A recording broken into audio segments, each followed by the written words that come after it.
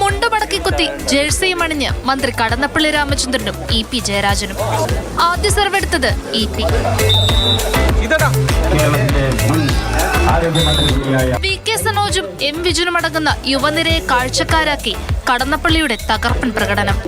എതിരാളികളുടെ കോർട്ടിലേക്ക് തുടർച്ചയായി 9 സെർവുകൾ.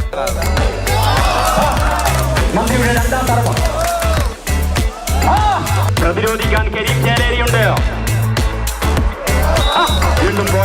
ഇടയ്ക്ക് കടന്നപ്പള്ളിക്ക് തന്ത്രങ്ങൾ പറഞ്ഞു നൽകി EP.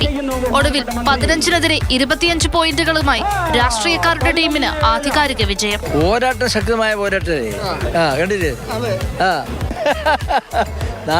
നാട്ടുപുറം ഞങ്ങളുടെ നാട് അതിൻ്റെ ഒരു കളിസ്ഥലായിരുന്നു. അപ്പോൾ സ്കൂൾ ടീം, കോളേജ് ടീം എല്ലാം പോയിട്ട് അങ്ങനെ ഒരു ഇതുണ്ട് പരിചയം.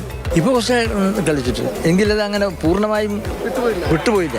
ജനങ്ങളിൽ ലഹരി വിമുക്തമായ ഒരു ബോധം ഏറ്റെടുക്കുക, അത് പ്രചരിപ്പിക്കുക, കായിക രംഗത്തെ അതിനുവേണ്ടി പ്രോത്സാഹിപ്പിക്കുക. കായിക വിനോദങ്ങൾക്ക് ലഹരിയെ പ്രതിരോധിക്കാനുള്ള ശക്തിയുണ്ട്. അത് ഈ സന്ദേശം ആണ് ഇവിടെ പ്രസ് ക്ലബ്ബ് നൽകിയിട്ടുള്ളത്. PK ശ്രീമതിയായിരുന്നു ടീം മാനേജർ. പ്രസ് ക്ലബ്ബ് ഇതിനു മുൻപ് സംഘടിപ്പിച്ചിട്ടുണ്ട്. അന്നല്ല മറ്റൊരു ടീമായിരിക്കും. പക്ഷേ ഇന്നത്തെ ടീം ഈ ഒരു ലഹരിക്കെതിരെ നമ്മുടെ കായിക മേഖലയെ ഉപയോഗപ്പെടുത്തിക്കൊണ്ട് വോളിബോൾ മത്സരം സംഘടിപ്പിക്കണം എന്ന് പ്രസ് ക്ലബ്ബ് തീരുമാനിച്ചത് അവസരോചിതമാണ്, അഭിനന്ദനാർഹമാണ്. ലഹരിക്കെതിരായ പോരാട്ടം ഓർമ്മിപ്പിച്ചാണ് 6ാമത് സംസ്ഥാന ജേർണലിസ്റ്റ് വോളി സംഘടിപ്പിക്കുന്നത്. ലഹരിക്കെതിരായ പ്രതിജ്ഞ ചൊല്ലിയാണ് മത്സരങ്ങൾക്ക് തുടക്കമായത്.